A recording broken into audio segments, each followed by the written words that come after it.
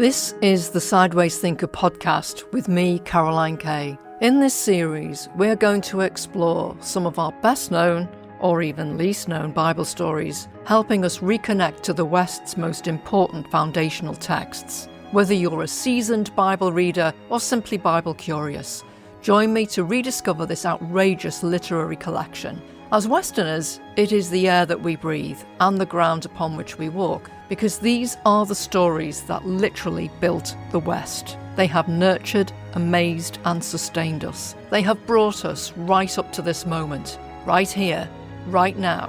Welcome to Babel for the Bible curious.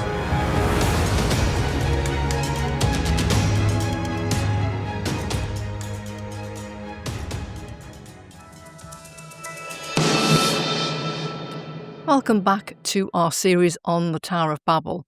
This is episode 4. In episode 1, we thought about the matter of everybody speaking, and that language is something we inhabit rather than a tool to pick up, use and discard. We also talked about the Bible being more about meaning and wisdom rather than facts. I recommended Peter Enns' book, How the Bible Actually Works.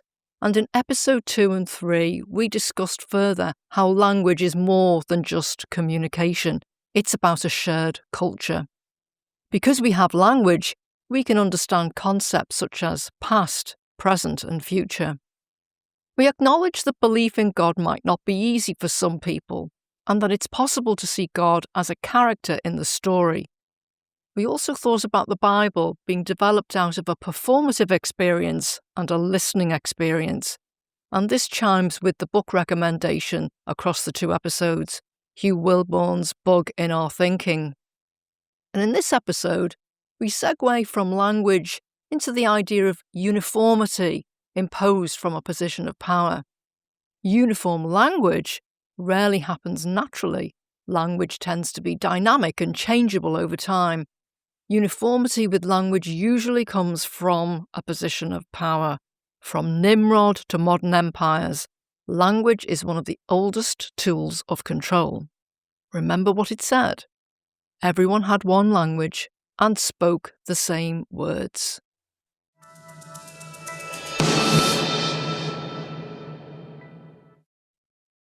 In this episode, we will turn our attention to the city. If you recall, the text in verse 4 says, "Come, let us build a city and a tower." So it's not the tower that the unnamed people build first. It's the city. The tower is never completed. They want to make a name for themselves. And of course, the only name they acquire for themselves is confusion and obscurity. And they can be seen to play God in a number of ways.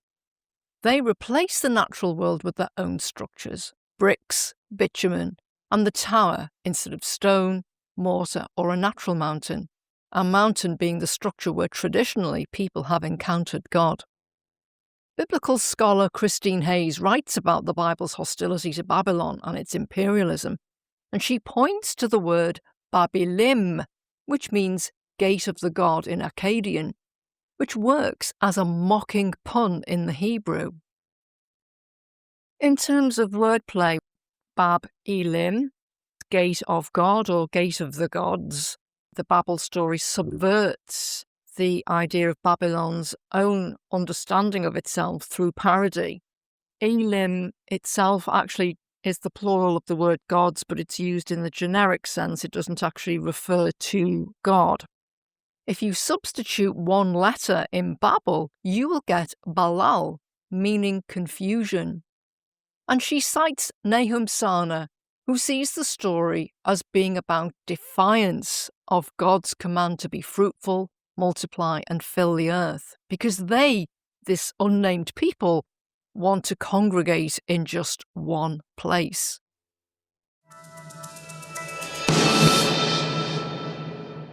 So a reminder of some of that wordplay in the original Hebrew. Key Hebrew terms, Babel was how we would pronounce it, and Balal. So the words, they look almost identical. If you don't look too hard, you can see that they each have a repeated consonant And that, again, that also suggests this idea of repetition, this sort of constant repeated rhythm that is present in the text. So you have this Babel, and you have Balal, to confuse, to mix, or to jumble. Therefore, its name was called Babel, or Bavel, because there the Lord, Balal, the language of the earth. God mixed the languages of the earth. So the call to action begins with the statement, "Come, let us build." First it's bricks, that's the technology, and then it's a city. They want to build and they want fame, they want renown. Now we'll come back to the technology aspect in another episode, but for now let's concentrate on this idea of the city and this element of fame. Fame is something that brings power. We know that in the modern time, if somebody is well known and renowned, then they seem to have a power because they're well known and people like them and so on. So that the people who are unnamed in the Babel story, they want their collective prowess and their construction of this tower and the city recognised in this man-made monument that will reach the heavens. And of course in those days the idea of the heavens was what they could see above them. At the time of this story's inception, people didn't see the world as a round spherical structure. They thought of it as flat with a dome and all the rest of it. So they saw the idea of the tower reaching the clouds as being something that would allow a connection between the earth and heaven. So they want to be well known. They want this monument to be something that celebrates them and their abilities and their ability to overcome the natural world. They fantasize, if you like, about the sense of wonder and admiration that will be received as a result of their endeavors. When people see this amazing tower, people will be impressed and the glory will be on them. And so there's an interesting connection that we can make already. Who in the Bible was the first person to build a city? And of course, it's Cain. And he does this after he kills his brother Abel. You can make this connection, this particular kind of civilization. It's not that civilization is wrong, far from it. But if you have a civilization that operates in a certain way, then it's not good. So you have this killing of Abel. Cain settles in a land, he builds a city, he names it after his son, and becomes the ancestor of technological and cultural innovators, which is really interesting because you can see the connection with Babel, the idea of settling in one place, building a city, and the idea of naming it. So the people of Babel want to get a name for themselves through their monumental building. And of course, this follows on from a mindset that has been set in motion by Cain, the first person to kill somebody. So the text is really compressed, obviously. There's only 9 verses, but it isn't accidental that the first city builder is Cain. And we'll just allude to this because it is something that we will come back to. And that Abel, who's killed by Cain, is a shepherd. And there is a recurring image of the shepherd throughout the Bible in both the Old Testament and, of course, the New. And this is going to be an important signifier for something very deep that the Bible alludes to. And again, it's this idea that making the connections across the biblical corpus becomes really important, and this is rarely done. It's certainly rarely done in religious circles. Jordan Peterson sees Cain as the archetypal figure of resentment. Cain offers his sacrifice, but his offering is rejected, whilst Abel's is accepted. Instead of responding with self-examination and repentance and a determination to do better next time, Cain turns towards bitterness, envy, and ultimately murder. For Peterson, this psychological turn is closely related to what later Christian tradition associates with the figure of Lucifer: pride, resentment towards a higher good, refusal to accept one's own proper place, rebellion against the structure of reality, and a desire to destroy what one cannot equal. And there is an interesting connection to Babel here. What's particularly interesting is that Peterson sees a progression. Firstly, Cain, where resentment corrupts the individual. Secondly, the flood generation, where corruption spreads through society. And then thirdly, Babel, pride and overconfidence become collective and institutional. You might even say, baked into those bricks. In that sense, Cain is the seed of the same impulse that culminates in Babel. The individual says, I reject the order of reality. And then the city eventually says, we reject the order of reality. For Peterson, Lucifer, Cain, and Babel are therefore manifestations of a single recurring pattern: the refusal to accept the limits of creaturely existence, coupled with the desire to remake the world according to one's own will. And this remaking according to one's own will is what I refer to as a top-down framework, rather than a ground-up or grounded framework, another idea we shall return to. Either you acknowledge the real world into which you must find your place and fit in with, or you want to shape reality according to your own desires, a clear form of idolatry. Returning to Cain, in rabbinic and literary readings, Cain is often the figure who cannot live with difference. He cannot tolerate Abel's favour. He doesn't see that you need to make a necessary sacrifice, that you have to do the work. Additionally, he fails to see that he can still work at it. He doesn't want to work at it. He just wants to destroy the reminder of his own failure, his more successful brother. Babel then becomes a collective version of the same problem. Humanity cannot tolerate plurality and seeks a single name, a single language, a single project, and therefore one way of thinking. This is a kind of totalizing, not what we mean by totalitarian thinking, and that line of thought links Cain and Babel directly. One could argue that the deeper biblical theme is not rebellion against hierarchy, but hostility towards difference of thought.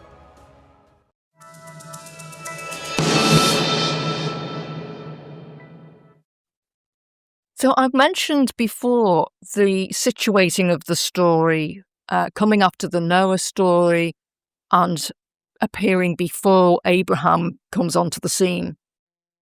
And an interesting aspect of this can be seen in the lead up to the Babel story as we leave Noah. And it's the mentioning of Nimrod. And Nimrod is a big clue as to the idea of how oppressive the Babel regime is. And I suppose if you've been following me up to now, you may have thought, well, you're making quite a lot of claims here about this totalitarian regime. How do we know that it's as bad as that? And this is your big clue. So if we look at the lead up, as we leave Noah and we leave that story behind, we then move on to a passage which is quite typical in some ways in the Bible, where you start getting a bit of a genealogy, so-and-so begat so-and-so. And many people switch off from those things because they're not particularly interesting on the face of it. But we've got something really interesting here, because we've got the descendants of Noah, and we have Shem, which means name. So we know that because we've heard all of those plays on words, Shem, Sham, and so on in the Babel story. Ham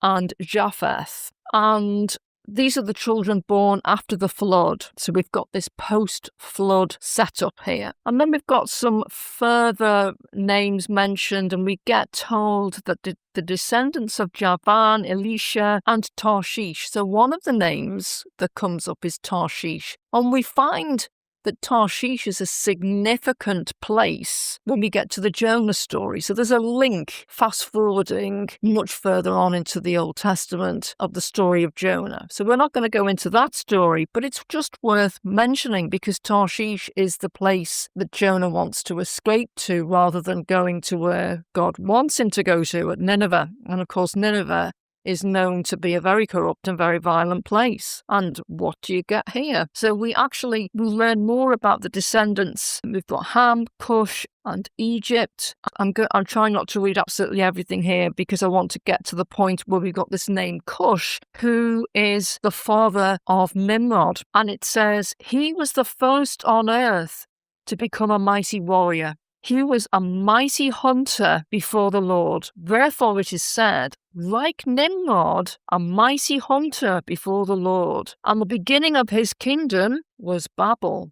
And then we get Erech, Akkad, all of them in the land of Shinar. And this, of course, relates directly to what's coming in the story of Babel. But most people wouldn't necessarily pick up on that. But that's a really massive clue as to what we're going to get when we get to the Tower of Babel. So that's one of the underpinnings of my claim, that this is basically a totalitarian society. It's an evil society because we've got this tyrant figure of Nimrod, who we have to assume is the starting point for this totalizing one way of thinking, one language, one set of words, one way of thinking, uniformity, identical bricks, and the replacement of the natural world with man-made replacements. So there's a real symbolic thing there where humankind is replacing God's world with its own world and building a monument to itself. So you can see, as you piece together these various clues, that what we have with the Tower of Babel is not just people who want to work together to reach God. There's something much darker going on there that needs mentioning. And so that lead up, that positioning of the story after Noah and before we get to Abraham, very significant person in terms of the history of the Israelite nation and thus what follows on the Christian religion and so on. So we've got this really interesting positioning, which is relevant. Nimrod is a relevant figure.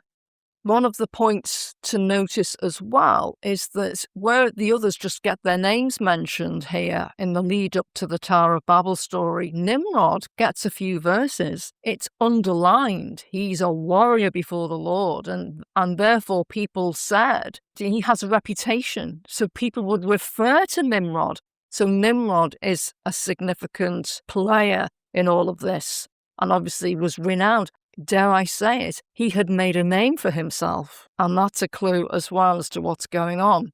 But what happens with the idea of empires, this sort of Nimrodian empire that's in the making here, is that you have this standardization of language. This happens. Language becomes flattened into the dominant order's mainstream. So this is something that scholars have identified throughout history. Language becomes flattened, everyone has the same language and ends up speaking the same words. And so in the story of Babel, we've got this image of the bricks. People become like the bricks. They become homogenized. They become similar, where God appears to want difference. He wants diversity of thought. He wants people to be able to argue. There seems to be a kind of requirement on God's part for people to work out and realize that they need to pay attention to his order, the wonderful gifts that he's given, but also that they have freedom. And that freedom of choice, if you like, that freedom of conscience only comes about when you have difference. Because if everybody's just forced into the same thing, you are never making a choice based on difference, based on two different options or three different options.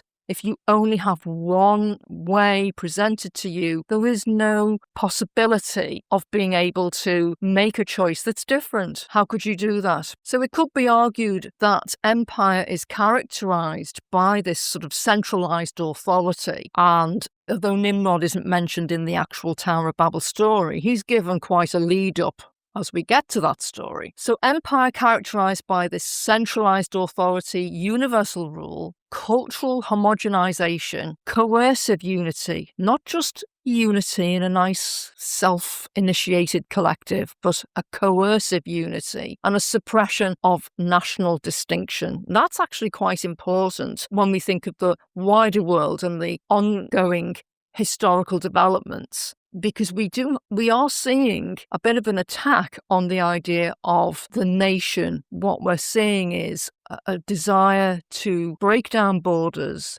to flatten the idea of different national ways of being, different national characteristics. There's a lot of sneering and disapproval of national flags and a fear of a certain kind of nationalism. There are different kinds of nationalisms, I would say.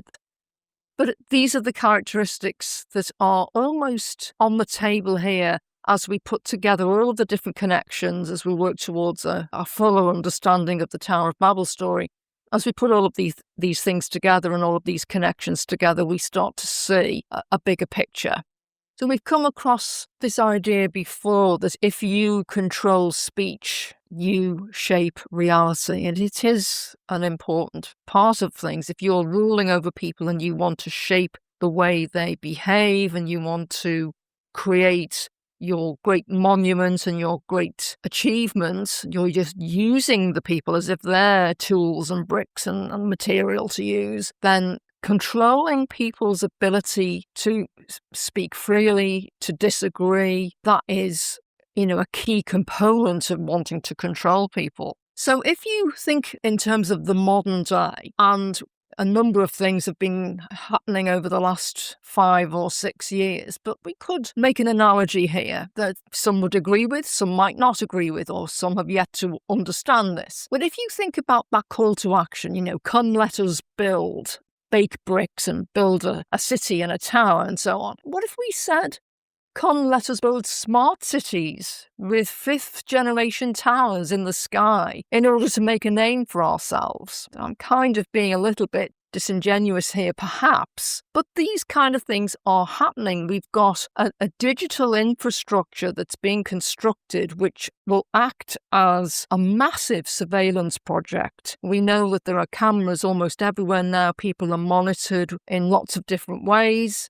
This is not just happening in Britain, it's happening in different parts of the world, and it is the idea of the Internet of Things where everything is connected to a controlled source. And this isn't actually something that's a conspiracy theory, it's actually something that's well documented in the public domain. So we can actually see that even our own modern lives, you can see patterns that are happening in something like Genesis, even in a 9-verse little story. There's something to learn there that might actually help us to navigate something in our actual lives, in our modern lives. So we will come back to some of the modern allusions as we go along with the series. So in terms of the sort of realist angle, a lot of people will point out that when we think of the Tower of Babel, we think of the Babylonian ziggurat, which is a kind of multi-staged temple. And the Bible makes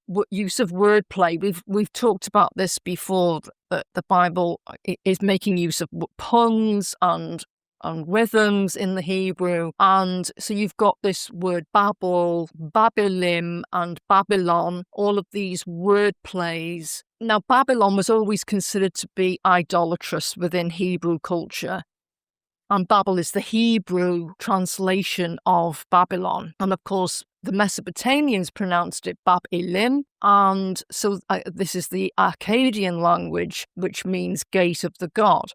And so you've got then an understanding from people hearing this story in ancient times. People would get the point that this is a pagan, idolatrous construction. Okay, so people would get the idea that this is constructed with these aims in mind to worship pagan gods. And so it's the wordplay, this gate of the god, then becomes transformed into the idea of meaningless babble, incomprehensible speech. So the tower could form one of many monuments that rulers like to see created in their name. So this links again to the idea of empire building. So the idea of a grand heavenly tower will form an impressive and powerful spectacle for all to see. And it's arguably because in desiring to outdo God, humans construct the tower as man's own version of a mountain.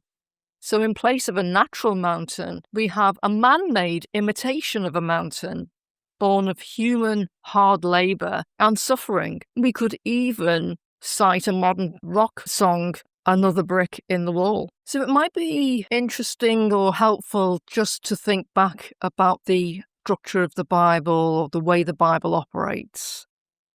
Because a lot of people have assumed, really possibly because they haven't engaged with it, or because of the way some religious education has put things over, that there's a lot of assumptions about how the Bible operates, and I think it's fair to say that the Bible does allude to the importance of diversity.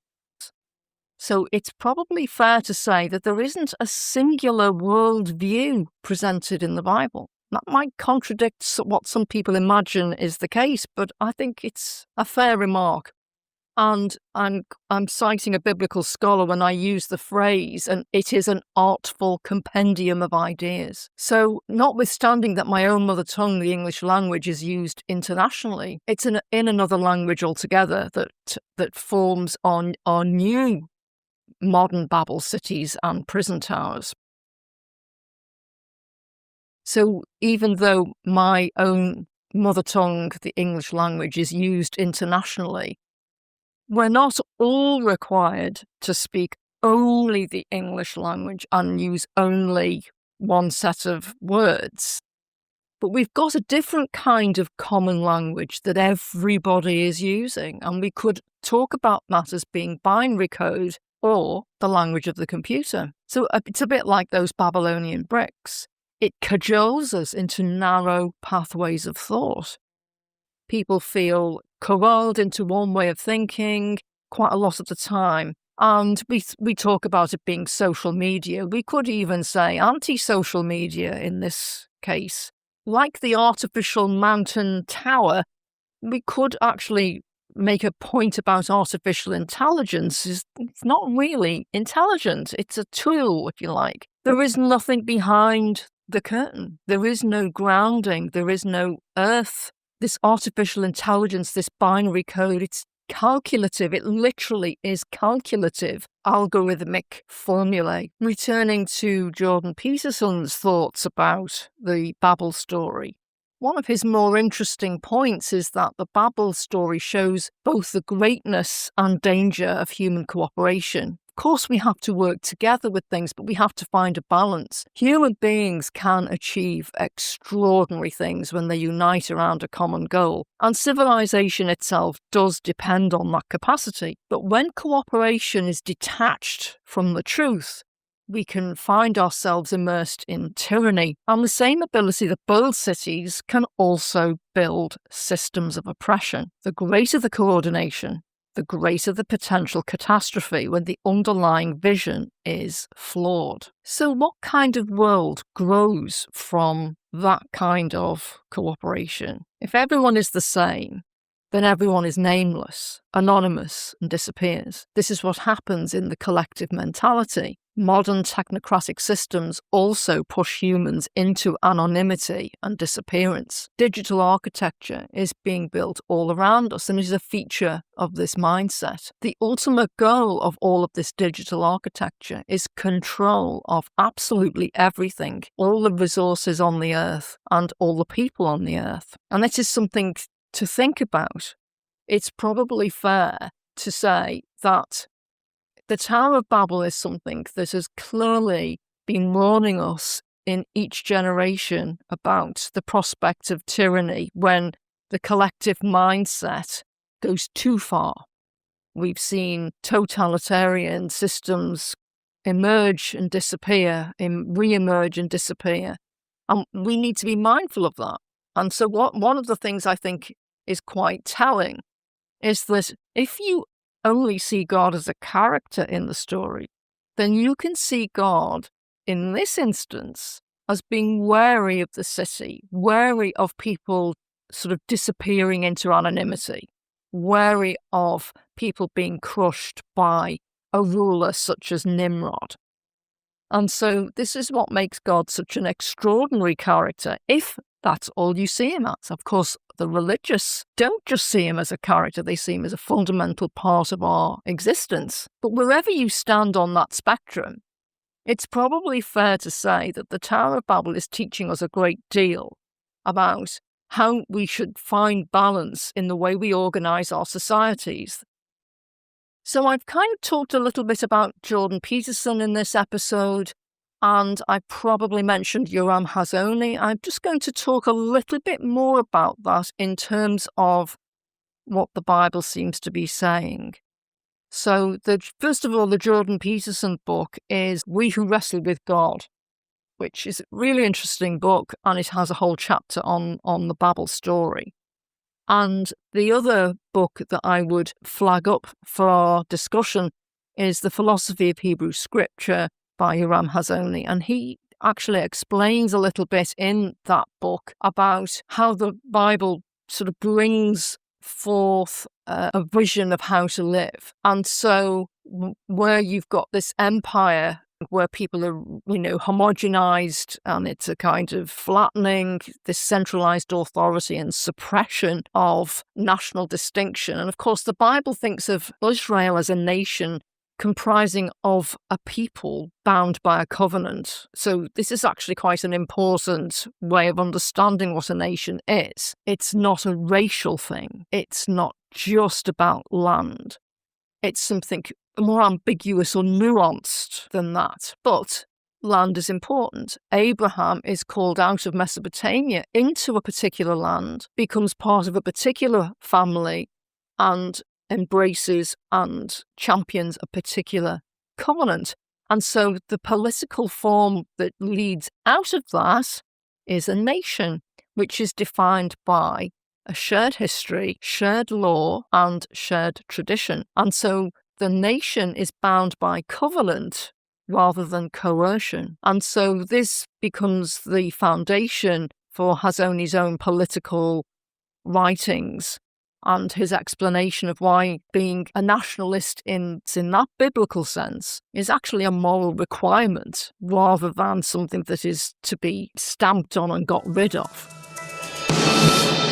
In the next episode, we're going to take a closer look at the issue of technology. We haven't really explored that in any depth yet. We've alluded to it, we've mentioned a few aspects about it, but there's a lot more to it as we piece together the various elements that we've discussed so far, the various aspects of the tower, the bricks, the Nimrod connection, the homogenization, the city, all of these different things. As we start to pull the threads together, hopefully we will see a rather rich tapestry unfolding in front of us, and we get to understand this story far more deeply than we would have done with a simple cursory reading. So until then, goodbye for now.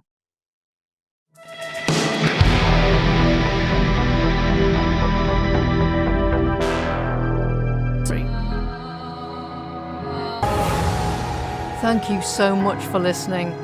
This has been the Sideways Thinker podcast with the Babel series for the Bible Curious, written and produced by me, Caroline Kay.